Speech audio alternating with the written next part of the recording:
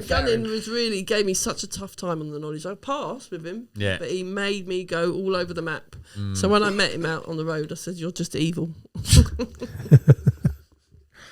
We've got Suzanne Sullivan from the LTDA, and you are the airport representative. That's correct. And how long have you been doing that, Suzanne? So we're for the LTDA about 6 years.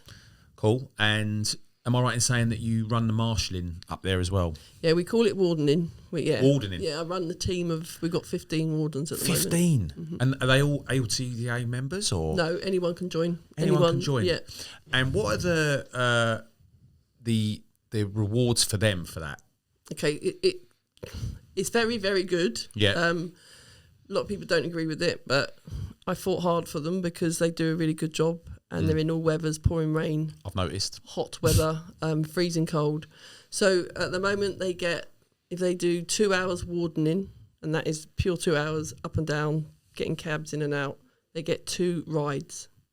And they also don't pay for their dispatches, which is £3 a turn if they're wardening. When you say they get 2 rides, so they don't have to go through the feeder park, they go straight into the terminal. So they do their wardening, they book out, they've got 2 rides now. So after that, they can take one, go off and do it. If they're lucky enough to get a really long job, they're allowed to carry 1 ride until the next day. But most of them come back and take the second ride. I think that's reasonable. Yeah, well, I'm just confused of who's upset with it. Well, I say a lot. It's the few drivers at the airport that seem to be upset with anything. So I don't believe you. Anything at all. What are you talking about? That sounds like nonsense. Yeah. And in all fairness, the majority are happy to see us there. There's one particular union I'm not going to mention that's not happy with it, but we had all the senior reps meet a few months ago and all discuss it at length, and we got the majority vote. Yep. So and as I say, the reason we do it, wardens came and go all the time because the job's a thankless task. You've got drivers sort of moaning, "Don't tell me how to park," until they're on the road. They're grateful to see you there. Yeah. So we often get a lot of complaints about the wardens just for asking them to park. So people leave a lot. So that's why the incentives were given that were so great, because the turnover was just, we couldn't keep them. So this was introduced in 2022, the 2 rides for 2 hours, agreed again by the majority of the unions, just to be able to get wardens and to maintain them. Yeah. They still come and go. But what is the disagree? I mean, I'm a bit confused. It doesn't sound drastically too difficult for me. So if I queued up at Heathrow, I'd get 2 hours, might be a 2 hour wait. I get 1 fare. So in a sense, they're actually working for their 2 hours waiting.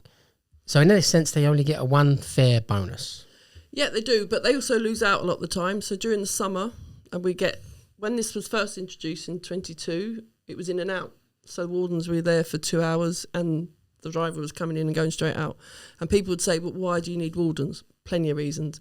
It could be in and out, but you've got the barriers don't work. You've got maybe just 1 or 2 lines and the first driver is asleep, the second driver's reading the paper, the third driver isn't in his cab. So no one knows that the chute's empty. So it might be only doing 40 minutes. So we do lose some of the time, but then we gain, obviously, in the slower periods. See, I struggle with Heathrow a little bit when I get there. I'm dyslexic, right? So when you get a set of cabs on one side of the North Park and a set of cabs on the other, I never know which side to go. And if I see a marshal there, I'm like, "Thank you so much," because it really helps me. What's that got to do with dyslexia? Because it's not just about reading, Dean. I don't know if you know much about it. Well, go on, it's like grids and things like that. It is not easy, you're right. And you working simple things out that lots of people think are simple, but to me they're not. So things like that really help me. I don't know. I didn't realise there was 15 of you guys, though. Obviously, that's a shift. We've just increased it. This is why we had the meetings with the senior reps, because we used to work till 4 in the afternoon, and then we found the evenings were actually worse than the daytime. Yeah. So there was a lot of drivers calling for us to work the evenings. I couldn't get enough to work the days, to be fair. So we did this huge recruitment on wardens, and then it was agreed for a month's trial. So we had done that from the beginning of July for a month. And then we found actually more people were late back in the evening than in the daytime. So that's why we've got so many more.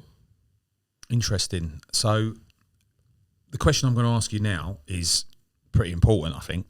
Why, if you've got so many wardens, is there still queues on Newell Road occasionally? can't you just close and turn them away? I would never want that because that's the driver trying to come to work. Yes, but isn't that counterproductive in the respect that we can't get tags? Obviously, that's the big question. So that whenever we've got a queue on Newell Road, we had one last week. Yeah, tags get blamed, but I can promise you, it's nothing to do with tags. The drivers that don't want tags will all say that, but again, it's a small minority. Yeah, I'll give you an example. Last Tuesday, 8th of October, I was at home. I wasn't planning to work, and because I live quite close to the airport, I got a message saying desperately need wardens. That we're on the road. We normally have 3 on at that time, but we only had 1 and a new trainee, so he wasn't aware. And people say, "What do you need to train them for?" There's a lot to train them for. Yeah. So this one experienced warden was trying to get them off the road. The new guy didn't notice that people weren't coming over from the north to the south. So I arrived. I didn't book on. I didn't gain anything. I just arrived to try and get them off the road. And when I went over to the North Park, discovered the driver was reading a book and had no idea that he was supposed to go over 15 minutes earlier. Right. So that meant a whole queue built up until we were able to release them from the north into the south. We had 2 empty lanes in the south, and then we got them off the road. So it's a simple little thing like that. It's not always to do. So you gave up your time to go and see in a the guy pouring rain while this guy was reading a book in his warm cab. Yeah. He knows the situation, he obviously. He said, "I'm sorry, I didn't realise we were going over." The driver behind wasn't aware because the North Park was full. He didn't realise that one had just come in and he should be going out. He was just reading his book. Yeah, these things happen. But like I said, if you get to it, all right, so let me change the question a little bit. If we get a genuine south-north full up, it's not moving, and they start queuing on Newell Road, what then? Well, we can't control what happens next. ABCOA do. They will close the park down. Right. Drivers will still try and come in. Yeah. All we try to do is pack them in as tightly as we can. Yeah, and that's why you have add value to the system. We get them off the road as quickly as possible. But they still can queue up on Newell Road. They're not supposed to, but we don't refuse them. The police may turn up and refuse them. And this goes back to, it's what I think, that you can put me right here. This goes back to 2019 when it all went wrong and the police were called and other businesses in the area complained. It was one gentleman in particular complained. Right, okay. And that meant that there was a cap put on tags. Yeah, and that decision was made purely by Heathrow. Yeah, I understand that. None of the unions were consulted. Yeah. We're still not consulted over the tags. They just said, no, stopping all tags, 1 in, 1 out. So you had to return the tag to release the tag. Has there been any tags issued above that procedure? Yes, so that changed when we came back from COVID. Yeah. Then all of a sudden, it was flying out, never been as busy. The throughput through the park was the highest on record. So we then pushed for more tags to be released. So in the summer of 22, Heathrow agreed to release 50 a month during the summer months. Now, unfortunately for our drivers, they couldn't get the supply of tags. So for about 5 months, there was no supply of tags. So where they promised they'd be released, they couldn't release them. And even drivers that damaged their tag or lost their tag couldn't come to work at Heathrow because there was no replacement tags. So now what happens, I mean, again, none of the unions, the LTDA believe 100% every driver should have a tag. Good. But we have no control over it. Heathrow are the only ones that can decide. And why do we not have any influence on that decision? So there's, I don't know how many unions, you tell me. 5. There's 5 unions that represent themselves at Heathrow. Why can't they have a joint influence on Heathrow? Say, well, look, we supply taxis. We get people out of your airport. It's time that we had a system that we was not stopping drivers from coming in here and then getting a job back out. Well, we have tried. Right. Steve McNamara got involved heavily a few years ago, but we have no influence. Heathrow are a mind of their own. They decide. We can't win over them. What gets said in meetings? What, you know, you must have you do have monthly meetings with 2 months, every 2 months we have them. And is that not top of the agenda? It is in my list, yeah. I bring it up all the time. But what about the other reps? Are the other reps discussed? Are they supporting this? I can't really speak for them. No, I know just that. tell you what but you're there with them, like. Yeah, I have always been pro tags. I always bring it up in every Heathrow meeting. Sometimes I get rejected. Cabs are on the road at the moment. again, it's not always to do with too many tags. At the moment, the barriers aren't working very well. So when you come from the north to the south, we've only got one entrance barrier, which means it's a slow input into the south. Yeah. Sometimes the exit barrier breaks down. The wardens then try and get them out through the one barrier as quickly as possible. So it could be do with the system. Yeah. But while Heathrow see cabs on the road, they will not release any more tags. But the reason the cabs are on the road is because the system keeps breaking down. And who decides on upgrading that system? Again, Heathrow, or is that to do with... There's something going on at the moment, a discussion with the unions in Heathrow. They're talking about a new system, but again, that's early days. Right. See, it's so difficult because through here we get new drivers on the fleet, and they say to me, "Why can't I get a tag? It's not fair. I'm dropping off. It's busy. They're especially in the evenings, they're crying out for drivers to pick up through the feeder park, but I can't. I have to turn around and go back. I think it's outrageous. I just wonder. I think we're going to get to a stage where drivers will just start picking up there. They do. They do. We do get that. Yeah. Yeah. Do you get it a lot? I can't give you figures, but we see it happening.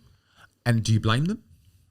I wouldn't encourage it. No, obviously not. What's the consequences? Yeah, that's a good question. It depends if compliance are about, if the police are about. It could be they get reported to TfL. I mean, I would never do that. But how could they get reported to TfL though? Because we can't have it both ways. Like if they do something like that in TfL's, area, but this is private land, so they keep telling us. It's called touting. I know it's touting, but what I'm saying is, if it's touting on private land, no, you could still be done under the guise of fit and proper, can't you? Yeah, maybe.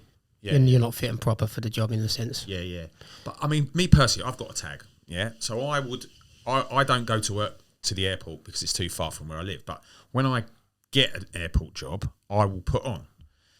But I think for the other guys that want that, they can't do it. And some of them will go, "Oh, I'll just take an app job," and then you hear someone go, "Oh, you're taking a job out of the feeder park." Well, hang on a minute. You can't do a job out of the feeder park, so you can't really say that anymore. Do you know what I mean? So it's all the things that Suzanne's saying are absolutely what's happened, obviously. But what's the solution? The solution, all I can do is we keep bringing it up time and time again. And it's something I'm actually hated by a lot of drivers at the airport because they know I'm so pro tags. But I always say to them, it's okay for you to pick up at a hotel in town and bring a job out here, but those town drivers can't go and pick a job up and maximise on their business, basically. So you've had people that work at the airport that say things to you that is negative about your opinion of looking after every driver. So they're just looking after themselves. Yeah. Some taxi drivers can be very selfish. Well, yeah, but you think... You think like solidarity could be a thing, like when you want to group up and get certain things and look after each other, you'd think that would be one of the things, You're not going to get a sudden influx of people going to want to work Heathrow. No. You don't earn any more up there. You don't. I don't think you do. Now, I worked, so in COVID, I worked with, for Waitrose, and I worked with a lot of taxi drivers. Then I encouraged all of those taxi drivers to put their name on the list. So that was 4 years ago. And the people that I know on that list that have got their tag don't come to the Heathrow. They only come to Heathrow when they get a job out there. Yeah. Because it's maximising on their business. They don't want to sit there for hours. They don't want to sit there for 1 hour. If the traffic's bad, they might do. But if it's clear, they go straight back into town. Yeah, you always used to say about the fact that all the drivers are up Heathrow, you don't want them coming into town because they are Heathrow workers. You don't want them taking the town work. Yeah. You want them to keep sitting up there. Well, absolutely. But they should have the option. It's the biggest taxi rank in Europe, right? It's a taxi rank. It's like in London. We don't limit who can put on a taxi rank in London. It's the same. It should be the same at Heathrow. It's a taxi rank. It's a working rank. Yeah. How can I give my badge back? My tag back. So you wouldn't want to work the airport anymore? I haven't worked the airport for 15 years. So and you never will work it again?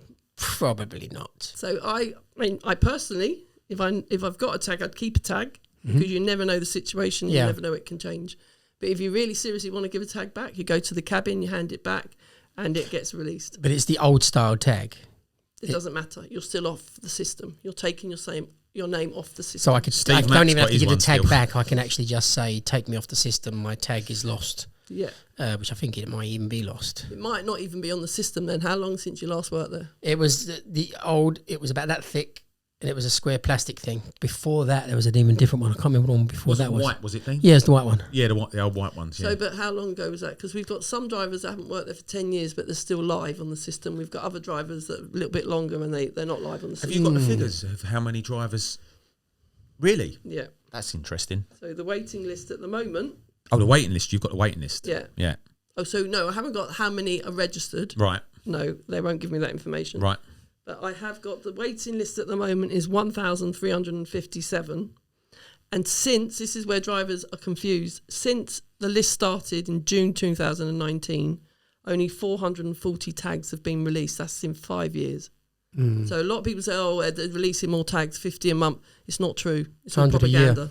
Not even 100 a year. Right, so I have often have discussions on Twitter about this. So I call it Twitter because I still think it's called Twitter. And this guy, I got one reply saying, don't believe it all.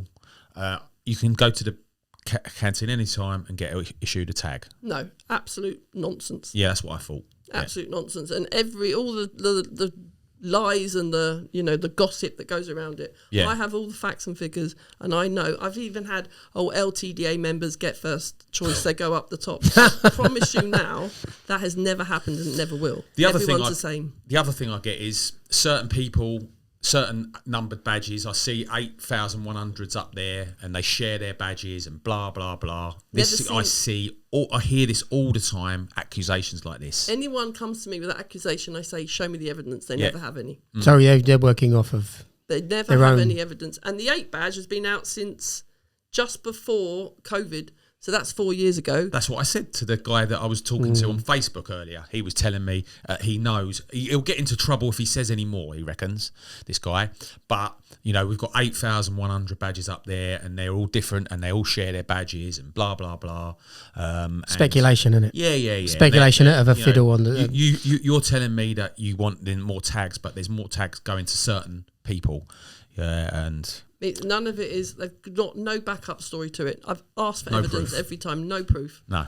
I've even had stories like, we was on the rank and someone asked for the postcode for the Dorchester. Yeah. Who? Can you give me his badge? Yeah. No, my mate told me. Yeah, of course. My cousin's friend's sister told me. Yeah. It's always the same. No evidence. It's not just about tags. I mean, anyone watching this who's going to get their badge soon or is going to get their badge at some point needs to know how to navigate London Airport.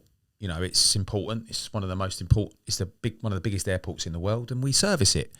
But it's tricky. It's very complicated. Whenever I've gone up there, because I don't work there all the time, you forget things. There's lots of different rules. For instance, when you go there, you've got a borderline. So the other week I was there, and I got a job out west, out of London. Came back and queued up again. Went through. And I got a job right on the borderline. It was Chiswick, but it was like right on the border. And if it would have been Ealing, I would have been able to go back. These are the sort of things people need to know, don't they? Like with Ealing, you get an hour, right? Is that right? You get an hour. So you've got to go to Ealing and back in an hour. Otherwise, if you don't get back, you have to go back through the feeder park and do the bird again. Yeah. And that's painful because you could be late. There could be traffic. It's a risky business. It's a risky thing. You can lose a lot of money by working at the airport. For the people that don't know how Heathrow works, explain the system of return tickets, return jobs and stuff like that. Okay, so you've got your local journeys. Mm-hmm. So the furthest one would be somewhere like Ealing or Greenford or Twickenham. All can be a nightmare in rush hour traffic. Then you have your local hotels or local boundaries that are a lot easier to get back on. You've also got something called a fares fare, which you don't have to do. The agent isn't supposed to ask you, would you like to do it for £45? They are supposed to say where the destination is. So, for example, Windsor, you choose whether you want to do it on a fares fare. If you want to do it, it's £45 at the moment, and it's an hour and a half to get back. If you choose not to do it on a fares fare, you can do a fixed price, but you can't come back into the system. And then you have your fixed prices, which are outside the metropolitan area. You don't have to do them, but you've got a price guide, or you can put the meter on. And then you've got your compellable jobs, like into London, anything under 20 miles. There's supposed to be an hour. You can refuse it, but that's different now. The traffic's always more than an hour just to get to Hammersmith. Do you know what I think? I think it's dangerous. I think these time limits are really dangerous. Actually, you're right, yeah. And it encourages people Speedy to driving. speed. I've heard about, from another organisation, Karen. She's told me that she's seen tickets in certain places where she knows that they're speeding because they're trying to get back on a ticket or whatever it is they're doing. And I think that they should extend them slightly. Why would it be a problem that they can't extend them slightly? Okay, so if you extend the local journeys, like firstly, so how many Twickenhams, how many Ealings would you get in a year? Personally, I don't even get one a month. You have a choice. I seem to get every time I get up there. But you're unlucky. Because Really? you really don't get that many. I got one to near Wembley, Alperton. Yeah. Oh my God, was that? I think I've made it by 30 seconds. Okay, so It was horrific. you've been unlucky, but I promise you, you won't get many of them. Right. You get maybe one a month. Okay. And if you get rush hour, you know you're not going to get back. But firstly, you've got a choice. Don't come to Heathrow. If Yes, you I don't understand. Like that. Secondly, if we extend the local journeys, what will happen? More and more drivers get back and the feeder park completely slows up. So you can't have it both ways. Yeah. If you do get a local journey as Ealing, Alperton, it's a good fare if you get back. And that adds on to your next journey into town. It does, yeah. Who calculated the distance? It should take you half an hour to get there and half an hour to get back into the airport to this particular boundary that gives you the chance to go back on the rank. So there must have been a calculation in that. It used to be half an hour for a local journey, so they've extended it to an hour. Yeah, that's been for some time now. Yeah. And obviously the traffic's a lot worse now. This is why I think they should change it slightly. But when you get one so far, you'd think you'd get some kind of leeway. Maybe if you could make a call to the cabin or something like that. The cabin are so strict. Yeah. They don't bend any rules for anyone. No. The only time they can extend it is when, say, like the tunnel's closed for an accident or a reason, then everyone will get some sort of an extension. Yeah. But in general, no. Right. The rules are the rules. And your question, who changes it? All the unions have to have a meeting together and you get the majority vote and then we can change it. How many unions? You're talking 3 or 5? The 5 Yeah. unions. So Unite, UCG... RMT, LCDC and LTDA. Yeah. Okay. And it does come up a lot for discussion. It can change at any point, but you know we have to make the drivers aware that it will change the time of the feeder park. So it's all right for those drivers out in the local, but it's not very nice for those people sat in the park. And as I say, if you don't like the way the system works, you don't have to work there. I think you're right. If you don't like it, don't come. But what I'm saying is, where traffic's just got worse and worse and worse, where it used to be half an hour, now it's an hour, I think they should have a little bit of leeway. It's not a major thing. It's not something that is a deal breaker whether you should work there or not. That's the tag thing for me. That's the thing we all should be. We should all respect everyone when it comes to tags. Everyone should have the right, when they get their green badge, to be able to work. London Airport, especially given the fact that at the end of the knowledge you learn London Airport. Yeah. It's there. If you're not going to give out tags, why should we learn London Airport? It don't make sense. Is there any data to tell us how many people are actually working the airport and only the airport, and how many are those that are in town and doing the fare to the airport and only doing the fare back waiting sometimes? It's really difficult to get that kind of data. There's no record of those coming in and going straight back. Well, with the tag system, there would be an idea that guy's been to the airport 3 times today. We get a throughput each month of what's going in through the feeder park. Yeah. So, for example, if I can remember off the top of my head, where are we? October, September was 84,000 drivers came through the feeder park. Okay. But there ain't 84,000 drivers. So some of them come through 4 times. Oh, yeah. Yeah. 5 times. And the year before that, in September, the year before that, it was a record number of just over 100,000 jobs that came through the feeder park. Wow. Over what period? 100,000 jobs? That was in September last year. So in a month, 100,000 jobs have come out of there. How about, I'm sure this has been mentioned and discussed by the organisations and the reps that are up the airport, people like Dean and other people that haven't used their tags for longer than 24 months. Can we not return all those and say, look, you have to return them? If you don't return them, there's some kind of surcharge or something. Have an amnesty of some kind, and that would add to. So the people using the feeder park, so the ones aren't using the feeder park who haven't used their tags, it's not really affecting the feeder park, is it? Because they're not coming in. Yeah. So it won't really do anything. I understand that. No, what I'm saying is for new people that are on the waiting list, that 1,200, you could probably half that. Maybe you could even supply that whole waiting list of people that don't use their tags. But if they're not using the tags, and all of a sudden we get those back and give out 500 more, the queues are going to get much worse, and Heathrow are going to get even angrier. There's no point to me giving back my tag. Ideally, it would be, a nice thing to do. But then they wouldn't. No, but they not all of 1,200 on that waiting list are going to use the airport. They're not going to work the airport anyway. It's just they're giving them the option to be able to if they want to. Like when I got my badge 9 years ago, I went and paid £50 for my tag. I worked there one day and then I only used it like I still do when I get a job there. That's the only thing I strongly feel about is that you should have a tag if you want a tag. And those people like Dean and a few other people I know that are never going to use their tags should be made to give them back. But Heathrow won't believe that you're going to just go to the airport and every time you get a fare out there, they're going to believe everyone's going to start coming. And in all fairness, what happens, it's like a drug. Some people do say, I'll only go when it's busy, or you get a Cardiff, or you can't help yourself. You go back, and before you know it, you're working Heathrow all the time. No, I know, but then they still should have the option. I understand. They should still have, regardless of all that, honestly, it shouldn't matter. They should be able to get, and the only way I see that waiting list going down while we've still got the old technology is if we get people to give their tags back. So something must have changed, Paul. Do that. Going back years, every single driver had a tag who would want one. Yes. So if there was 26,000 drivers back in the 90s, early 2000s, so let's presume the majority had a tag. A lot of us are working the airport by just dropping off and then taking one job back and then back into town.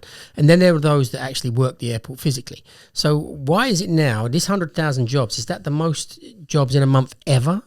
It was in history. 23 September 23 on record, yeah. So that's the busiest. It's the busiest it's ever been.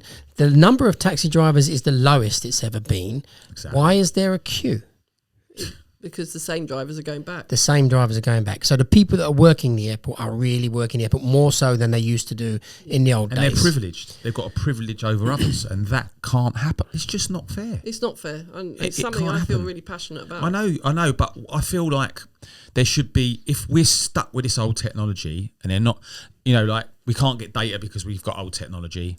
If we're stuck with this old technology, there should be a way of getting old badges back so that we've got the opportunity to take that waiting list out and show that we care. What about if you did two time limits? You can't come back. So you got a job from the airport and you're out. You can't come back for 3 hours. So you'd have to work in town. If you wanted to go back, you'd go back in 3 hours' time. But that's restricting a driver. Yeah, I'm not for it. I'm just throwing out a mad idea. Well, that's what we're trying to say. Have it all for all. Like I said, I'll say it again. Get tags back. Actually, sorry, I remember again how it used to work. Basically, the airport, I've gone up there, I've dropped off my fare, I'd have a quick look at the feeder park and I'd think, sod that, and I'd go. So there will be this particular problem you got them queuing up in Nor Road, and then really and truly that should be... Well, just before COVID, we had them queuing up in Newell Road, and everyone thought, because it was queuing up in Newell Road, it's 4 hours, it's 3 hours. It wasn't. It was actually quickly. 2 hours. It's quick. And that's why more drivers were coming out. It was put on Twitter, 2 hours feeder park to barrier. So more and more were coming. They thought, hang on a minute, this is really slowed up. It wasn't. It was flying through. It could be the barrier wasn't working. It could be any number of reasons. Can't we have like an amnesty? So can't you as LTDA put an advert in the taxi mag and say, if you care about your trade and you've got a tag and you want your fellow drivers to have the opportunity to have a tag, we're having a 3-month amnesty. Can you hand your tags back? Come down to Great Suffolk Street. You're really keen on people giving their tags. I ain't giving my tag back. The problem is why can't we do that? That was 1 in, 1 out in 2019. Yeah. Now that doesn't exist. Now it's whenever we keep pushing for tags, they can see there's no queue. They can see it's moving. They'll decide to release 20 or 30. It's all down to Heathrow. So they're just new tags? Just new tags, yeah. So they've got the equipment now. They're not even worried about getting the old tag back now. Yeah. Right. That's how the waiting list started. Right, okay. So we got it's there. all Okay. about the movement of the park. So in the summer, we can push for more tags because we know it moves really quickly, does 40 minutes, half an hour. But you know what? When I see I see on Twitter, it's closed or that we're full, don't come, blah, blah, blah. I only see that during the day. At night, I'm following this Twitter account and it says, we need cabs. So every night, we need cabs. So that this week and last week has been caused by the weather. Yeah. So in the daytime, they can't get the luggage out quickly. Yeah. It all backs up. So we get queues on the road or it slows up. And then by the evening, there's a mass of people coming out of customs and there's long queues and then we can't get cabs down quick enough. That can't be controlled by tags or the feeder park. That is due to the weather. But there's lots of different reasons that happens. Yeah. How'd you get a job as a warden? Good question. Right, so I was going to ask that. all you have to do, you give me your badge and I will send that badge number to Abcoa. Physically give you my badge or just give you my number? Okay. So you'll never get that back. Okay. Give me your badge number, sorry, you're right. And I will send that to Abcoa. They would check to see the driver's clear or unclear. They don't tell me anything other than it's clear or unclear. And when it's unclear, it could be anything. It could be that they were kicked off a rank or banned for whatever reason. Or it could be slate. They have to be a clean driver. Where's the dirty part come from? Who's keeping a record of the dirty things we do? Well, Abcoa have a record of everything that happens to the driver. They control the ranks. Right. They control the feeder Oh, you park. mean it has to be a clean record at Heathrow? Yeah, in the feeder park, Yeah. Not TFL, don't get involved. No, it's just purely Abcoa. Can you tell us what that stands for? Abcoa. I haven't got a clue. It's a parking company. Yeah. I know they won an award last year. Abcoa are everywhere. Yeah. Abcoa can control parking. I Oh, went they to control Chichester parking. and they Right. did parking in Chichester. They're a parking company. I They're a understand parking that. company, Yeah. So once they give me the clear, and if it's unclear, I can't say to the driver it's unclear. Just say that you ain't got a sorry, job. Can't have you. Yeah. If they want to take it out with Abcoa, that's fine. But they tell me it's clear. So once it's clear, at the moment we've got a waiting list. Put them on the waiting list. But normally we haven't got a waiting list, so I will just start them 2 weeks training until I feel they're ready to be kind of left on their own, because all sorts can happen. The road gets really messy. You've got the chutes empty. They need to know what to do. If the system goes down, if the barrier doesn't work, there's loads and loads of different things that... What's the chute? Sorry, the exit. So as you exit, we call it the chute. So if that's empty, that means that drivers aren't getting down to the terminals. Yeah. So we're not just there for the road. In fact, that's the last thing we're there for. We're there to get drivers out ASAP. Because while you're not going down to the terminal, you're stopping the driver behind from going to work. Yep. And that's what we do. That's the most important do. Priority is get them onto the terminal. And what about brooming jobs back to the cab behind you in the Heathrow Airport? That's nothing to do with us. That's to do with the agents. The warden doesn't deal with that. No, we just deal with the feeder park. The agents control that. The agents are part of Abcoa. So this is like the agents. This is standing a little bit like the Matrix now. So the agents are... they're employed by Abcoa. They manage the ranks. And their job is to make sure people are taking fares that they should take. Yeah. They're giving the tickets out for the times and the fares fair. Yeah.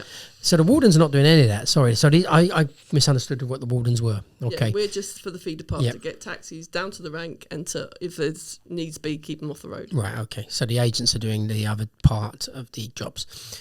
Okay. When I ask questions, when's the raffle? Because every time I go to Terminal 5, I get a raffle ticket, and I've never been told when they draw in the raffle. Oh no! I wish I could get first prize. What is that about, though? Okay, so that's the buffer. To get to Terminal 5, you have to go onto the buffer first. Yeah.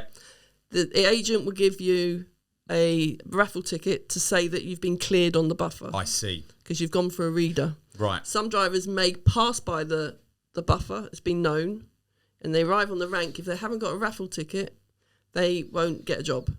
So they probably never take your raffle ticket. Never. That's because you've come up okay. But if a driver's gone through and they haven't got one, they're the first to question, where's your raffle ticket? Because there's this thing where you're coming from a direction to when you're coming back to Terminal 5 and you can't turn right, get to the buffer. What on earth is going on there? Well, there's a lot of buses that come around that corner. So I've come in a little bit short and there's no one on the buffer. So I got lucky and I said, is it all right if I go through? And he went, yeah, no problem, but I've got to give you a ticket. And he gave me the ticket. He said, they'll probably check it now. That's the only time I've ever been checked. But is there somewhere where you're able to actually turn to go back to T5 No. legally? No, and the police will stop you if you do. Right. Is there cameras and stuff? Well, there's not cameras, but the police are always patrolling it. They're looking for you. And the reason they put that there is for safety. The buses that come around there at speed. Oh, I see. And it's a blind spot. Right. So they're quite, funny about that. If you see a taxi driver, they will pull you over. Yeah. Okay, cool. The other thing I was going to ask is the fixed fares.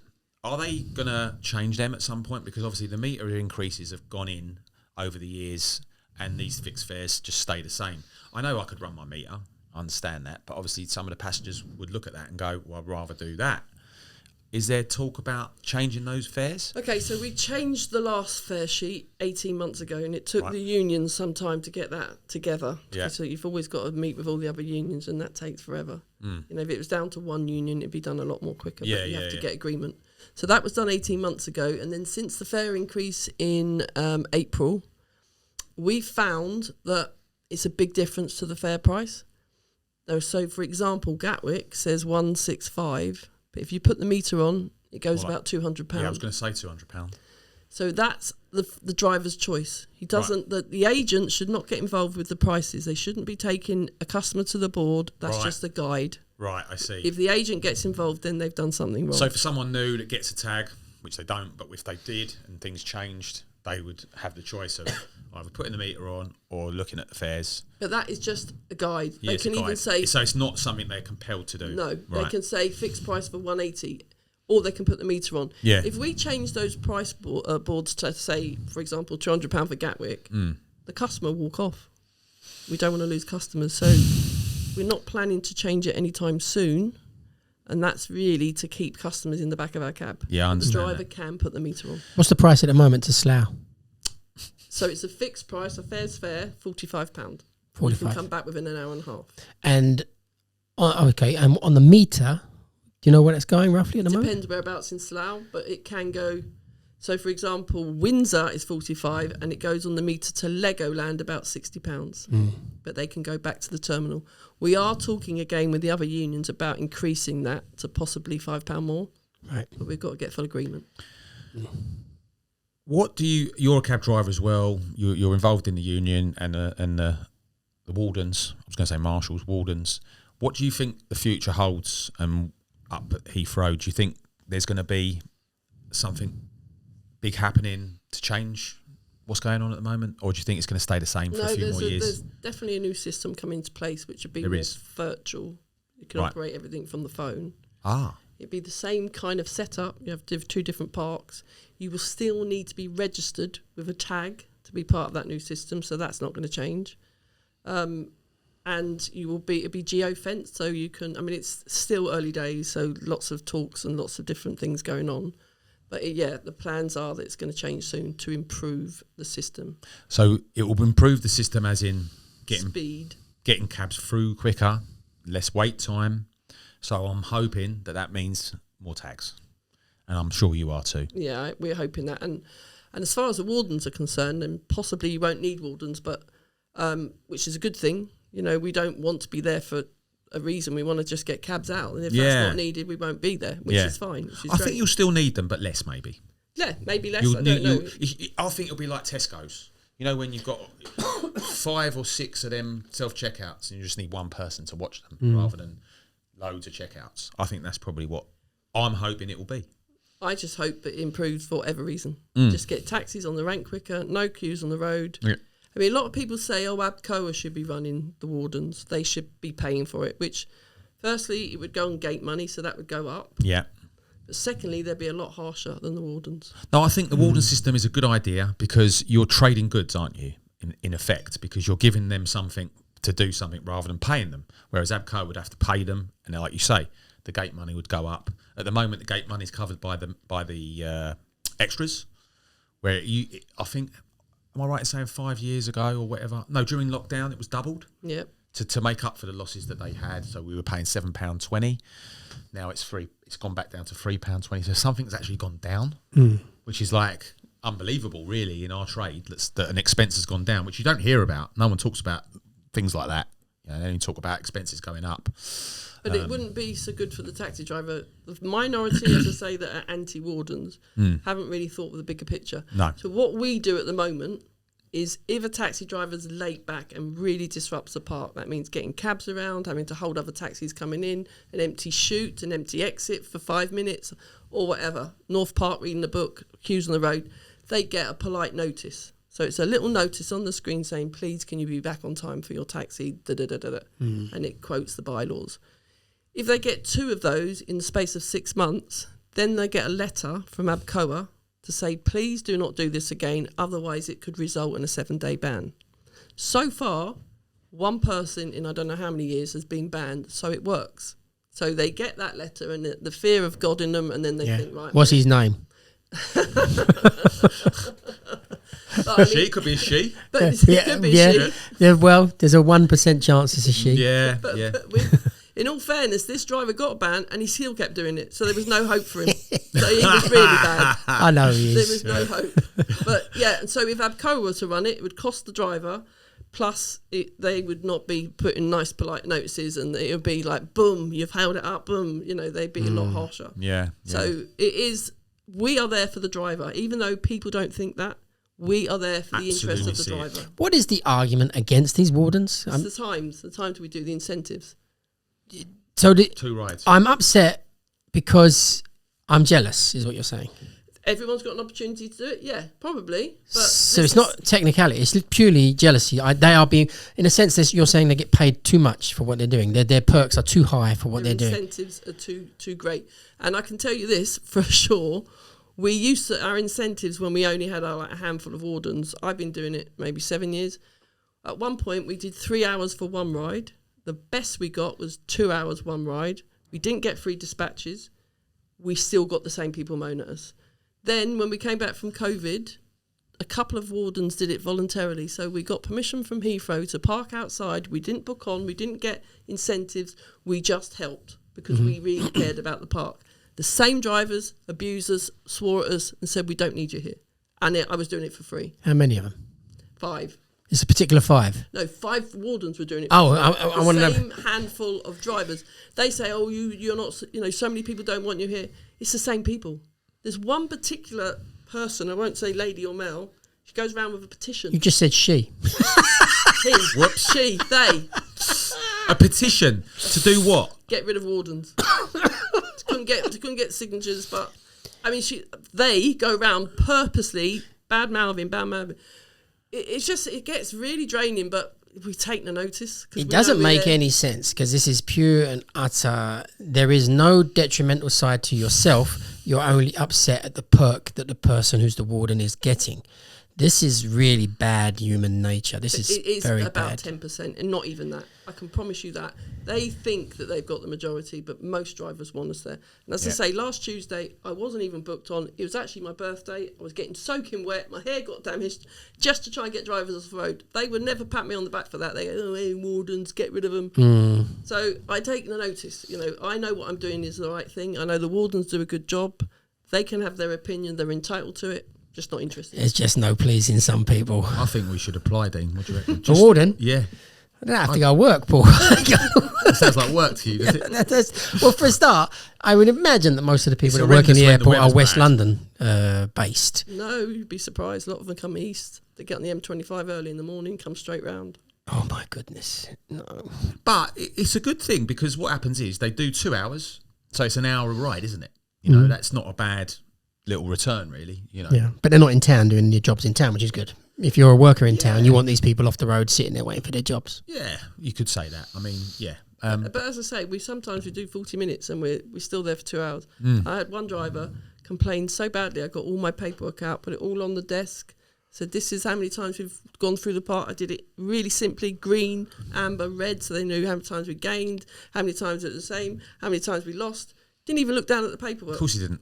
I spent all weekend doing that. Yeah, of course he didn't. He just ain't. There's no point. Same with the union meeting. Did the same thing. Put the figures down. They went like that. Yeah, she is going to put in the comments below this video the same thing. Yeah. You don't know what you're talking about.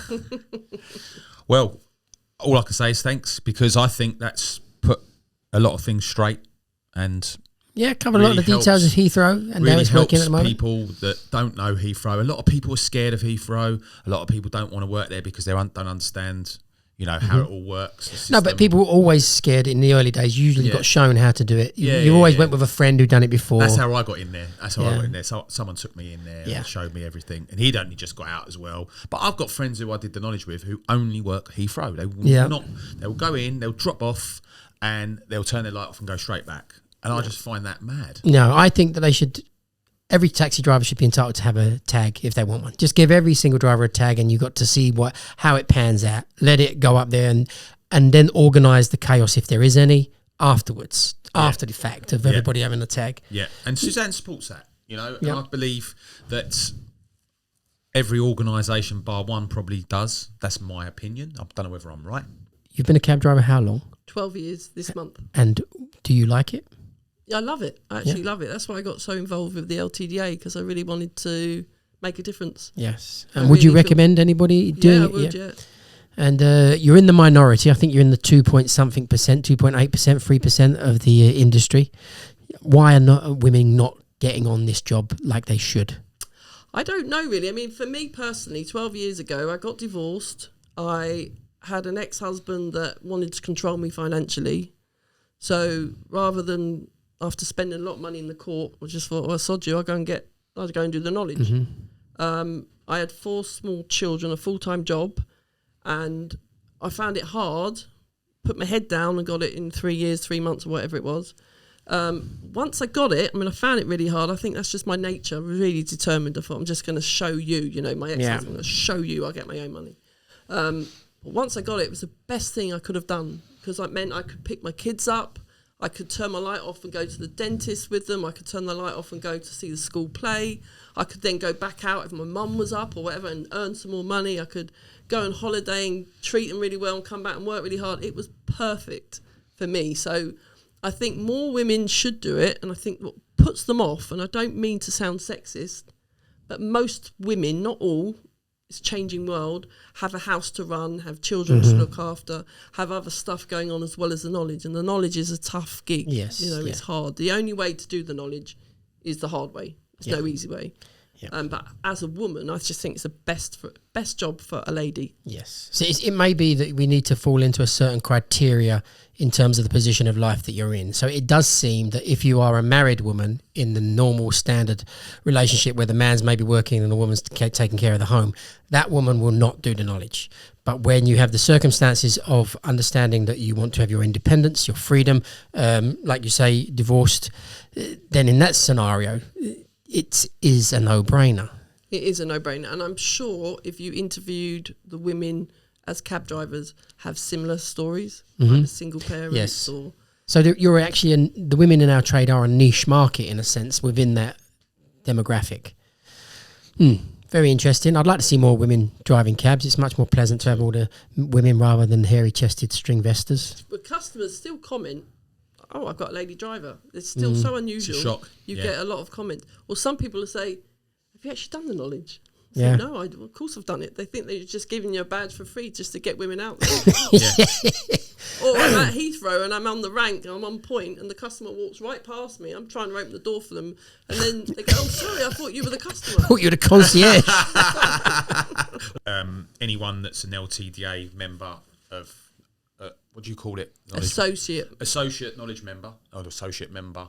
Suzanne's the person that they speak to. Yep. So I don't know whether you're okay for them to no have problem, your email address on the bottom. Is it a direct number to I've you? got an LTDA mobile number, but you can ring Great Suffolk Street and they'll put you in touch with me. Because I have had complaints both for yourselves and for the UCG that students find it hard to find that on the form. I don't think it mentions the knowledge students, rather it's the full membership.